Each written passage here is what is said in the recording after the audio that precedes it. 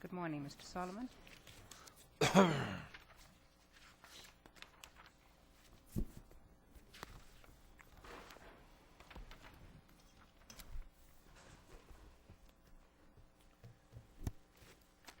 May it please the Court, my name is Charles Solomont. I'm here with my partner, Daniel Globerg.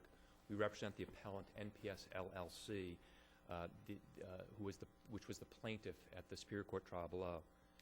NPS owns Gillette Stadium, the home of the New England Patriots. The construction of Gillette Stadium was completed in 2002 at a cost exceeding $300 million. At the time, it was the most expensive privately financed stadium in the world. Among the differences between Gillette and the stadium that it replaced is a new premium seating section called club seats. The club section has a sideline view outside seating with exclusive access to a glass-enclosed, climate-controlled luxury club lounge. Excuse me 1 minute. I just wonder if you can help me. I'm having difficulty, I think, understanding how Judge Healy got to the damages. And I think it said that they were the costs of, is it the cost of remarketing the club seats? He said was about $6,000. It wasn't precisely clear precisely how he got to his damages amount. So you don't know either? No, we don't know. I mean, we think that that in reaching the amount of actual damages he awarded, he ignored the undisputed evidence that the actual damages were $56,000. He awarded $6,000. He didn't have the benefit of the Cummings case, did he? That's true, Your Honor. And that case favors you? Absolutely, Your Honor. In that case, there was an acceleration provision that, in all material respects, was the same as the acceleration provision in this case. Were any stadium seats? Was there evidence in the record as to the vacancy of seats from game to game? The evidence in the record, Your Honor, was that that not all of the club seats that were available for sale had been sold. Okay. Through the entire period, right? The entire period. They were That's correct. unsold. But was there evidence that people had occupied those unsold seats at various games?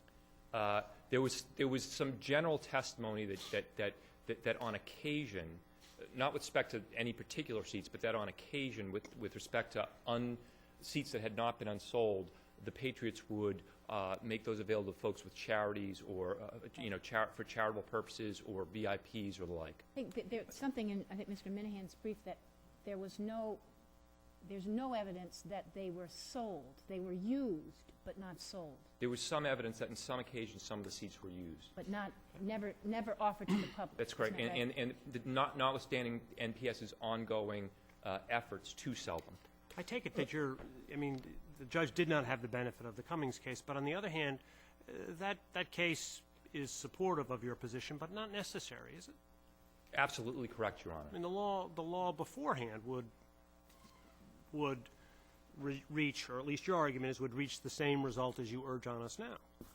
That's correct, Your Honor. I mean, the benefit of Cummings is, again, the real similarity between the two types of acceleration provisions, and they're both sort of evaporating or diminishing acceleration provisions that are flexible, sort of like a sliding scale. In that regard, that the acceleration provisions are identical. Except that that may be, but there was some evidence, as I recall, in the Cummings case, in the record anyway, that there was a certain vacancy percentage in the rental of that building.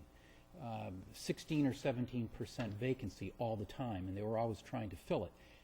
And I'm wondering if there was anything in the record here that indicated that the stadium was 100% occupied during all of the games for, say, the first 5 years of this license.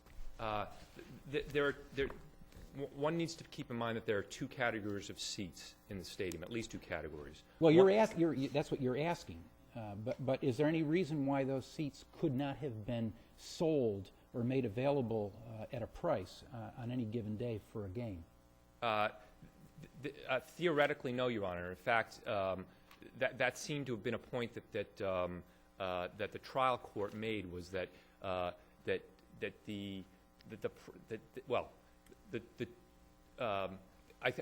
answer to your question is theoretically yes. I mean, the Patriots could have gone out on the street the day of the game and sold the tickets for $1. They didn't do that. Well, they could have sold them for whatever the standard price was for the most expensive seats, couldn't they? They were again, the evidence was undisputed that they were on an ongoing effort attempting to sell the seats. As club seats, As club seats, yes, but Your but Honor. not individually for a game on a particular day. That's correct, Your Honor. I mean, the evidence was that, again, there's really two different markets here. There's a market for general admission seating, for which there's a lengthy wait list, and, again, a separate market for these club seats, which, again, as I started to say, are a completely different amenity. I suppose, if I understand Justice Spina's question, it's sort of a little bit like flying first class these days, right? The question is, do you have to pay the market rate to get into first class? Or when the airline is about to realize that it's got 20 empty seats, does it then sell those seats at a much lower price? In other words, I think that's the import of Justice Spina's question, namely, is there evidence that they could have, if they wanted to, on the day of the game, not for $1, I mean, the figures here, whatever the per game price, leaving the postseason, right to postseason tickets out, whatever the per game price of the club seat ticket was, that you essentially guaranteed yourself by buying it, for several seasons.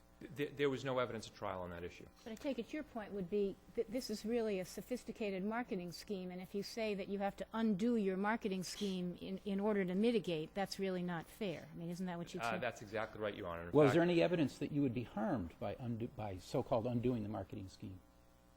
there was evidence to the effect that it would be unfair to the folks that had paid the market rate for these seats. Well, wasn't it unfair to them to fill the seats at no charge, which is what happened? People occupied those seats without paying anything. Correct, Your Honor, for charitable purposes. I mean, Whose burden is it here to show mitigation? That it seems that you two have different views on. well, the law is clear that in Massachusetts, Your Honor, the burden is on the party in breach here, Mr. Minihane. But we don't get. Didn't Cummings say that it wasn't deciding the question of mitigation, whether mitigation would even apply in these circumstances? And the judge said, I thought in his decision, that the only issues were, I don't remember exact words, but he didn't use the word mitigation. Was mitigation an issue in this case? Mitigation was an issue that the plaintiff addressed in the context of offering evidence that it was reasonable, that the accelerated amount was reasonable because at the time of contracting, the evidence was undisputed that it was reasonable for NPS to anticipate that it would not sell all the club seats during the term of Mr. Minihane's contract. So in that context, the issue of mitigation came up. The issue of mitigation did not come up in terms of it was not raised as an affirmative defense, and therefore, from our perspective, it was waived.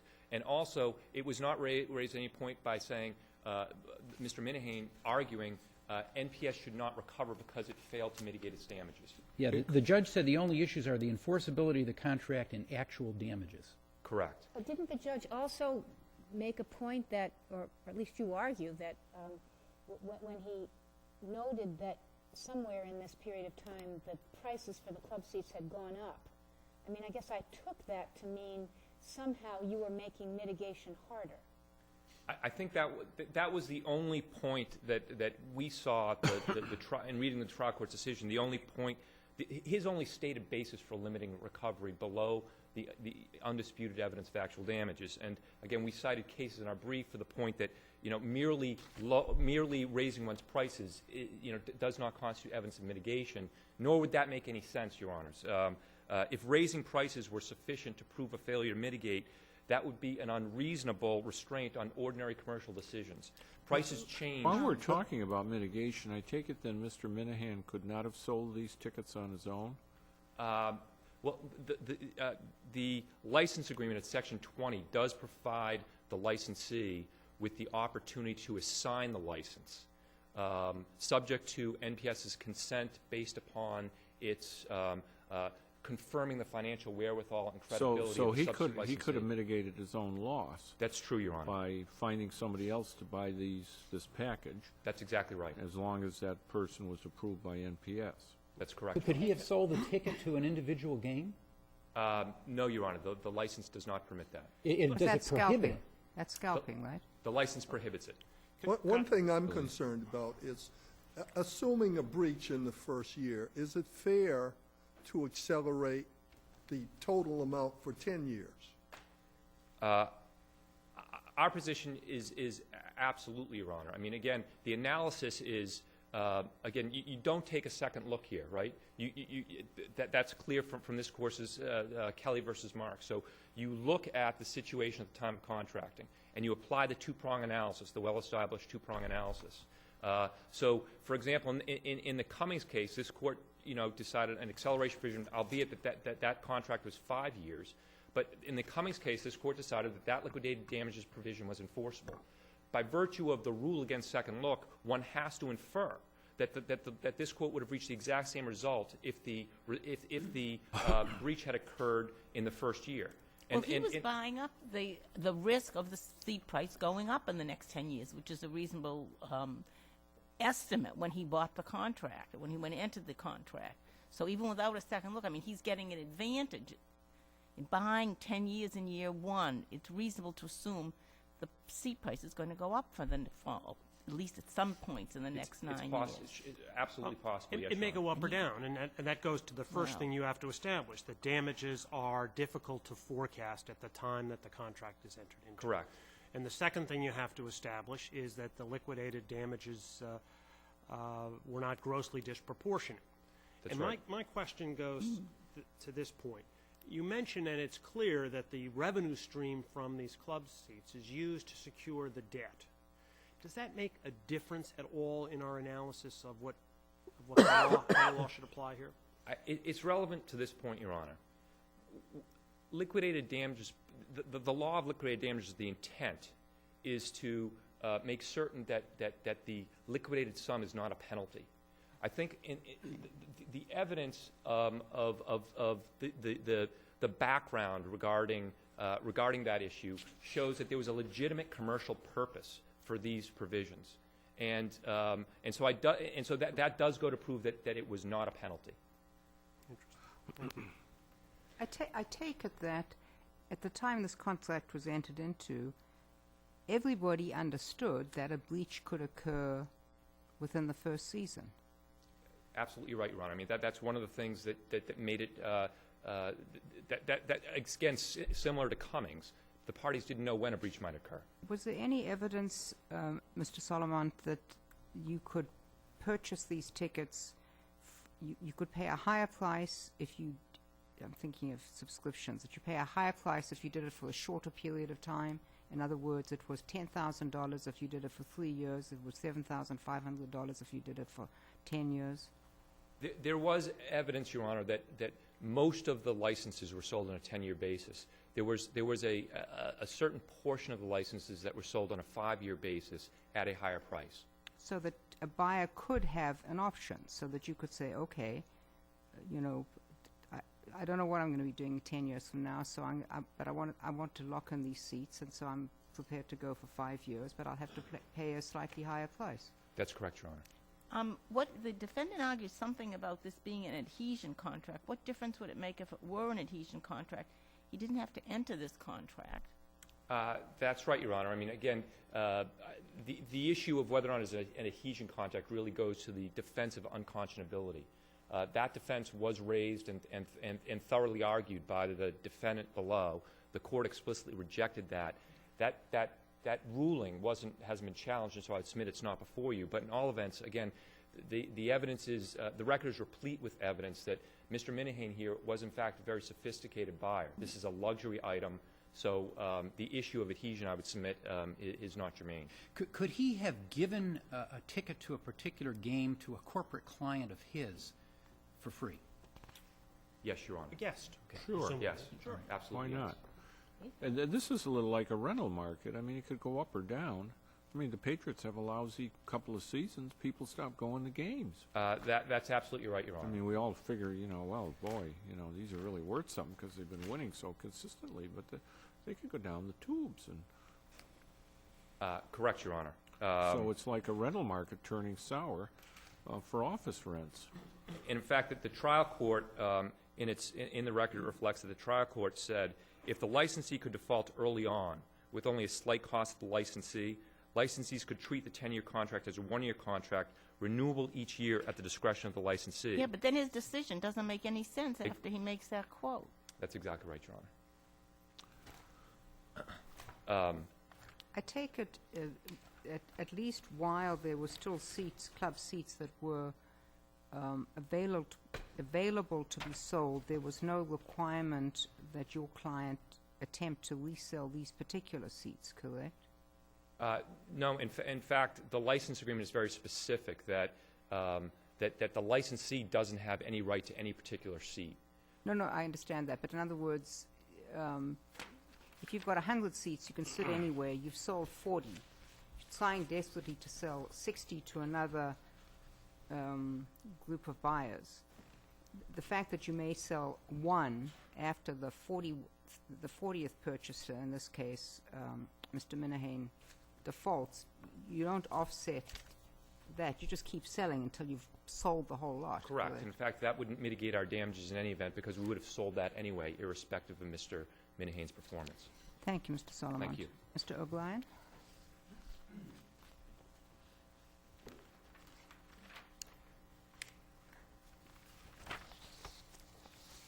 Good morning, Your Honors. Timothy O'Brien. I represent defendant Appellee Paul Minihane. Since your client breached the contract, why shouldn't the plaintiff get the money that's due? Well, a number of reasons, Your Honor. If I could just back up a little bit to address some of the issues my brother raised. One was on the issue of mitigation, that the issue was not raised as an affirmative defense. It clearly was raised. In looking at the record appendix, I see there is an amended answer in there, but it's not the one that was filed with the court. It was raised as the third affirmative defense, the duty on the part of NPS to mitigate. I do have a copy. I don't have the court's copy, the Superior Court's copy. It's an issue. So we'll see it in the amended answer? Is that what you're saying? It's in the amended answer, Your Honor, but the amended answer is not the one that is filed with the record appendix, and I just... Oh, so there's another amended answer somewhere that isn't in the record? Is that what you're saying? There's only one that was filed, Your Honor, and... Are you saying that the one that you're just describing is the one that was filed with the Superior Court, and the one that's in the record appendix is not the right one? Correct. Maybe Well, that's you what I could- just said. The one in the record is, the one you're talking about is not in the record. That's correct. The record appendix, but it has been was filed with the Superior Well, what are we Court. supposed to do with that? Well, I would suggest, one, in the answer that is in the appendix, the issue of mitigation is raised is the first affirmative defense as going to the unconscionability. And secondly, the case was clearly tried as mitigation being an issue. I mean, in questioning Mr. Colbury, a lot of my examination went to that fact. So given that the case was tried as mitigation was an issue, I think under... You're saying it's not waived in any event? Yes, under Rule 15, it's treated as being raised. But you disagree that the burden is on you to show that the plaintiff did not mitigate, correct? Correct, Your Honor. But I think we have to... I probably got that wrong, but Okay. what I'm trying to say is you disagree with NPS that you say it's their burden to show they did mitigate. Is that what you say? That's correct, Your Honor. And I what's that believe based on?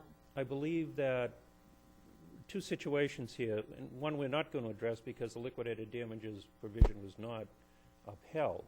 And I think that's the issue in Cummings, which was left for another time, was is there a requirement to mitigate if the liquidated damages provision is found to be enforceable. Here we have a situation where Judge Healy found that it was not enforceable, that it was in fact a penalty. So then you get to the second phase that actual damages have to be proved. And what I'm saying is that at that stage of the game, clearly the burden is on, in this situation, NPS to establish damages. And I think in that case, the burden as to mitigation is with NPS. How can you distinguish this case from Cummings? Well, I think it's clearly distinguishable, Your Honor, on two grounds. One, in Cummings, the case, it specifies, in the case of sophisticated commercial entities. Isn't your client sophisticated? He was a broker for 30 years. He's now the chairman of the Boston Finance Commission. I mean, he was a developer and a developer and a salesperson. You're not, I mean, sophistication, I guess it has certain nuances, but I think in the context of the Cummings case, what the court was talking about was a situation where you had parties of equal or approximately equal bargaining power. That isn't sophistication. That's another concept. That's parties of equal bargaining power. That isn't sophistication. Well, I think, though, in the context of the Cummings case, that's what the court was talking about, and they were talking about contracts between commercial enterprises. Here, clearly, NPS is a Well, commercial. what are you saying? He was unsophisticated? He didn't know what he was doing? I'm not saying that he didn't know what he was doing, Your Honor. I mean, that's the issue why I raised the issue of the adhesion contract. I mean, you look at that contract, it's probably 6, 8-point type, many, many pages. In fact, He's the chairman of the Boston Finance Commission. How can you say he couldn't read a contract that sold to everybody on the street? Well, I'm not saying he couldn't, Your Honor, but it's just an adhesion contract, as you know, is a contract, you know, it's drafted on their behalf. It's the language it's used. Testimony was this one contract was used for all 6,500 seats, so it's kind of given on a take it or leave it basis. And I think the standard, I suggest that you would have a different standard in terms of interpreting the liquidated damages provision in a contract like that, as opposed to a contract that is freely bargained. Didn't the judge specifically say this was not such a contract? Or do you know? He did not, Your Honor. He said it was, as a whole, taken as a whole, it was not unconscionable. So in other words, that the contract itself, I mean, was a valid contract and it would be enforced, but Mr. O'Brien, let me yes, ask Your the Honor. question in slightly layperson's terms, because I understand where you're saying you've got two business entities negotiating with each other may be different from when you have a business entity and a consumer, even if the consumer happens to be a business person in his or her own right. But here, these are seats that we think are going to be sought after, because otherwise, why on earth would I want to buy 10 seasons of seats? I mean, if the team is in the, you know, at the bottom of the barrel, I'm not going to put up my money unless my father, grandfather, and great-grandmother all were, you know, supporters of this team. So I'm, in essence, saying I'm going to lock up my seats, not the particular ones, but in this area for 10 years. That, I know that's what I'm doing. Forget about the 8 pages. That's what I'm doing. So I'm just an ordinary person, and I think, well, at the end of 1 year, if I don't like it, I'll just walk away. Yeah. Why would any consumer think they could just do that? Why wouldn't they think they would be on the hook for the other 9 years? Well, Your Honor, I would think that an individual entering into this type of contract Right. would not enter into it with the anticipation of, after 1 year, walking away. No, but I've got to think. I've got to think. So I'm tying this up for 10 years. Let's say I don't think I'm going to walk away. Let's say, yeah, maybe I don't have the money. I mean, if I'm going to look at one provision, I would think it would be what's going to happen to me, because 10 years is, you know, I'm talking to my wife and she's saying, you're doing what for 10 years? Or I'm talking to, you know, you've got college. I mean, what am I doing here? That's what I'm going to look at, aren't I? And it said, then I turn to that and it says, ooh, I'm going to have to pay it not only over 10 years, I'm going to have to pay it as soon as I don't pay. I mean, so often liquidated damages clauses are kind of buried off somewhere. You don't think about them. But here, that's really going to the what am I buying, and what am I giving up for this right to have 2 seats in this first-class area of the newly renovated stadium. Yes, So Your f- Honor. So, put it differently, if I go back to Kelly against Marks, it seemed to me that first you look at the circumstances of the contract formation, and then you say, well, is this disproportionate at the time of the contract formation? And it's hard for me to see why it was disproportionate to a reasonable estimate at the time of formation. Well, Your Honor, one thing I point out in my brief Right. is that this clause, it looks back, it doesn't look forward. I mean, this particular clause was inserted in the contract, as I understand, because it was really a requirement of the lenders that they be a guaranteed income stream for each of these seats for the 10-year period. Right? And further, it also provided, the contract also specifically provides that there is no duty to mitigate. So when this provision, a contract was drafted, I mean, there was no consideration of, at the particular point in time that the actual contract was entered into with the individual licensees, what a reasonable estimate of damages would be. Now, it may be that just because, okay, this was drafted 4 years ago or 5 years ago, that it's not saying it cannot be a reasonable estimate of the damages. But my argument in this case is that clearly Judge Healy found that it was clearly disproportionate to any actual anticipated damages, and that finding was not clearly erroneous. In terms of the, again, just briefly getting back to the Is that a finding or is that a legal conclusion? Well, I believe it was a finding of fact that the clause was unenforceable. Clearly, my brother disagrees with me. Clearly, the finding of damages in the amount of $6,000 was a finding of fact.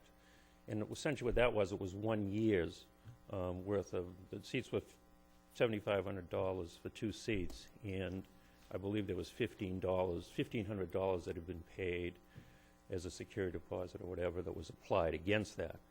That's how we get to the $6,000. Well, the question that I have in my mind is at the time that this contract was entered into, or at the time of the sale, had the Patriots yet won their first Super Bowl?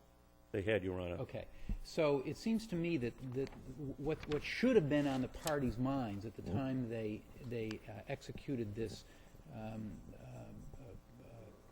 this damages clause was, is it reasonable to assume that if there's a default in this contract at any point in time, that we will never be able to occupy or ever be able to fill any of those seats for the balance of the 10-year term. We'll never be able to sell tickets to any of those seats for the balance of the 10-year term, because that's the estimate of damages that's supposed to be difficult. And, you know, there should be some damages, because they may not be Yes, Your Honor. able to fill the seats for every game for the balance of the 10-year period. But is it reasonable to conclude that they will never be able to fill any of those seats for the balance of the 10-year term? I don't think it is, Your Honor. And I take it that's why the judge concluded that it was a penalty, because that's an Yes, Your Honor. unreasonable conclusion. Yes, Your Honor. In fact, the way this agreement is structured, if we're just addressing mitigation, I feel that you'd never be able to show mitigation because there are approximately 6,500 seats, these club seats, in 3 different levels. And their position was that we had to fill every seat in every level, even the ones that cost twice as much as Minihane's, before we would consider to have mitigated. And I feel that's the way, just speculation, that may have been why the agreement was drafted as it was, not giving an individual a specific seat, but really a license to a section. Now, there was testimony by Mr. Cobrey that, in fact, people have never really been moved against their wishes from a particular seat, and, in fact, individuals may request a different area in the same section. Was there any evidence as to the question of whether it was it's too difficult, or there are insurmountable problems in offering for sale all of the club seats that have not been sold under any license or under any default, that are under any default. This is for a particular game only. No, Your Honor. There was no testimony in that effect, and there was testimony that they have a separate office that markets these seats. But again, just in terms of the occupancy, I mean, my take on the testimony of Mr. Colbury was it wasn't once in a while that these seats may have been used by certain individuals. It was all the time, and that they were really unoccupied, and it was not just to charities, it was to VIPs, family members of players, community leaders. Even Mr. Colbury testified that he, used these frankly, seats. I heard that, and I didn't see the relevance of that. In other words, if for example, pursuant to a contract, the entity, the Patriots, the corporate entity, its marketing people are going out trying to market more and more and more and more seats. The fact that some other seats, because they happen not to be occupied or given away, it seems to me that that's a little bit like apples and oranges, because there's all kinds of goodwill that gets spread around, and which charities get access to that, and so on and so forth. That may not be the marketing side of the house. But I believe that the Patriots derive a real benefit from utilizing those seats in that way. Of course they may, and that's why they do it. Correct. And they may also, that may also be advantageous to, players and their families and VIPs and everybody else. But that's not bringing in dollar amounts. It may have other consideration, but it's just not dollars. Right. But, our argument is, Your Honor, that, that whether it brings in dollars or not, it still should be considered mitigation. I would sense that there's always going to be some seats of these club seats that are not going to be sold precisely for that reason, so that they are available to different, VIP celebrities. All of us know somebody who's managed to get the tickets that when everybody says that there are no tickets, right? Yeah. Thank you, Mr. Thank you, O'Brien. Your Honor.